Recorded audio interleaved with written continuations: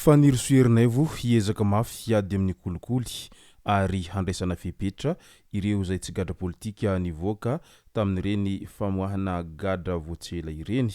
Ka ny pitsopitsony mahakasika an'izay fakafakena amintsika ato anatin'ity vidéo ity ka manasa antsika rehetra anaraka an'ity vidéo ity hatramin'ny farany. Azadino ny milaiky ny vidéo antsika ary tsara voatrany ny miabone amin'ny chaîne antsika mba ahafahanareo manaraka tsy tabaka ny vidéo zay lefa nahito isan'andro. Tsy ampendrela moa isika fa avy hatrany tonga de vavany ndao ary.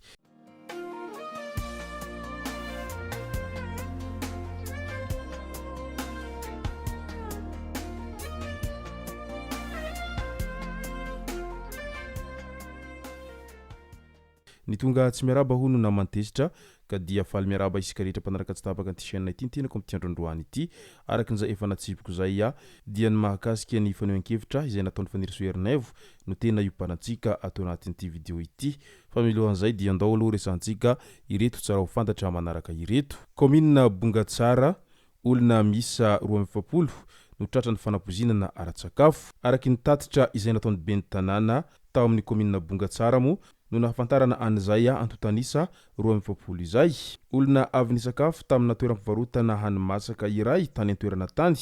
izao tratra ny fanapozinana ara-tsakafo izao. Efa manaraka fitsaboana ao amin'ny CSB2 Anjomakely izy ireo misy kosa ireo zay nakarina eny amin'ny Asgera raha ny voalazany loharanom-baovao hatrany. Midika izany fa mbola mitohy ihany ity resaka fanapozinana ara-tsakafo ity amin'izao fotoana izao fa de inona loatra no tena antony sy ny tena ao ambadika an'ity resaka fanapozinana ara-tsakafo izay tsy ankijanona tato ato ity. Antananarivo mitohy ny fanotofana tany tsy ara-dalàna. Nisy fiarabe maromaro miloko fotsy mitatitra tany hita tamin'iny andron'io omaly iny tokony tamin'ny 2 ora maraina latsaka tany hoany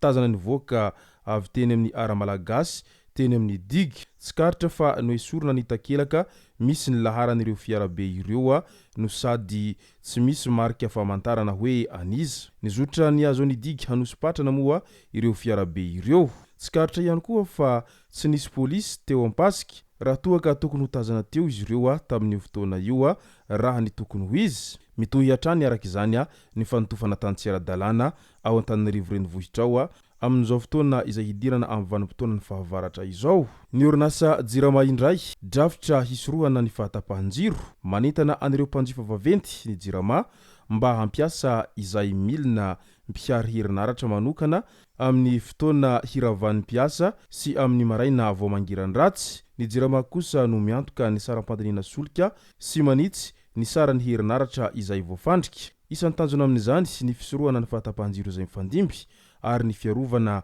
ireo asa mifandraika amin'ny lafiny ara-toekarena rehetra. Loza indray olona nokaramaina nampiakatra motera simba avy ao anatin'ny lavadrano iray izay misy entona na gazy tao amin'ny fokontany Antanimasadza vakiparitra faharoa no maty tao anatin'ny lavadrano tamin'iny andron'ny talata 12 oktobra iny tokony tamin'ny 2 ora sasany antoandro tany hoany. Raha ny fanazavan'ilay mpiasa olona avy any Belinta ity raim-pianakaviana ity ary efa mpanao asa momba ny lavadrano ka nalaina hanampy azy ireo hampiakatra moteran'ny rano simba tao amin'io lavadrano io kanjo sempotra tao izy. Ireo mpamonjy voina no nampiakatra azy avy tao anatin'ny lavadrano rehefa tsy nisy sahanidina ny teo amin'ny manodidina ary vata mangatsika no sisa nakarina avy tao. Tsy nanaiky izao tranga izao ny fianakaviany maty ary efa tazana teny an-toerana moa ny zandary nandray an-tanana ny raharaha. Namela manano-tena sy ny zanaka misa 2 lahy ilay rangahy izay 12 taona maty ity ka dia mirary finoana feno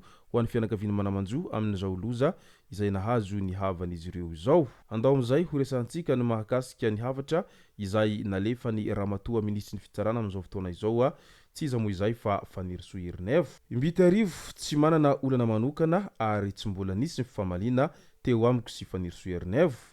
Namaly ny resabe momba azy sy Fanirisoherinay ny filohan'ny syndikalin'ny mpitsara ao Madagasikara ao Ambitanarivo Andriantsiroso. Ny fanontaniako antsika rehetra izay mpanara-baovao efa nisy nahare vidéo na nahita publication ve fa hitarika greve aho raha Fanirisoherinay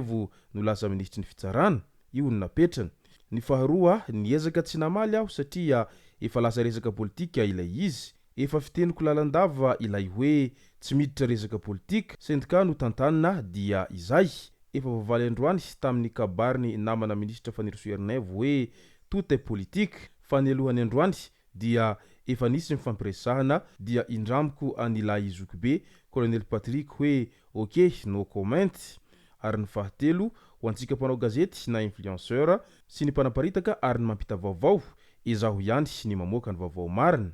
tsy manana olana manokana ary tsy mbola nisy mifamaliana teo amiko sy ny Faniro Soernevo isany ataoko hoe mentor i Faniro Soernevo mpikambana coach SMM province Toliara fonizy filohan'ny SMM tamin'izany ary avy aminy notraka efa maro izay nolovaiko raha resaka SMM ilay resaka fampiresaka tsara izahay ilay izy ohatrany hoe misy vary ao anatin'ny gony ao dia avy dia mino aby isika rehetra nefa akofa ilay izy fa tsy vary hoy izy tamin'ny pejiny tao raha naneho ny heviny mahakasika ny resabe izay mandeha mahakasika azy tsy Faniro Soernevo izay ao anatin'izany hatrany vinavinaina ho 10 miliara dolara ny vola azo tamin'ny fomba tsy ara-dalàna very miparitaka any ivelany ka tsy maintsy averina zato ao Madagasikara izy ireo ho iatrany ny ministry ny fitsarana Faniro Soernevo nandritra ny famindram-pahefana tamin'ny androny maliny hisy fepetra ho raisina amin'ireo izay tsy gadra politika izay nivoaka ho izy hatrany raha nanazava ny mahakasika an'izay ady amin'ny kolokolo indray vonina hanoana ny Madagasikara ny Anglisy nisy ny fionana teo amin'ny ambassadeur Royaume-Uni tao Madagasikara sy ny ministry ny fitsarana vaovao Ramatoa Faniro Soernevo nodininy izy ireo tamin'izany nitetika asa mikendry ny hananganana rafitra mahomby amin'ny ady amin'ny kolokolo manolo tena hanoana an'ireo mpiara-momby antoka ao Madagasikara amin'ny ady sarotra ity Royaume-Uni ity ny zoma lasa teo nandritra ny fionana tamin'ny filohan'ny fanavaozana Republikan'ny Madagasikara dia nilaza i ambassadeur Lench fa ny ady amin'ny kolokolo dia manome fahafahana lehibe ary vonina hanampy an'i Madagasikara amin'izany ny fanjakana Britanika rehefa ampangaina amin'ny fomba tsy ara-drariny sy mibaribary ny mpanao heloka dia mampita hafatra fa tokony hatahotra hangalatra ny harem-pirenena ny olona ary ho hitantsika amin'izany ihany koa ny famerenana amin'ny tompony ireo harembe izay nangalarina ho izy ireo hatrany midika izany fa hiova tanteraka ny zava-misy ao Madagasikara ao manomboka izao ary tsy andefitra amin'izaniza izay manao antsirambiny ireo rehetra eo anivon'izay raha tsy amandraika amsahana an'izany rehetra izany izay moa no masaka azona roso tao anatin'ity video ity tomboko lasy tomboko vavy misaotra antsika rehetra nanaraka an'ity video ity hatramin'ny farany azadino ny milaiky ny video antsika ary tsara voatrany miabone amin'ny chaîne antsika mba ahafahanareo manaraka tsy tapaka ny video zay rehefa nito isan'andro tomboko lasy tomboko vavy mankasitraka dia mirary soa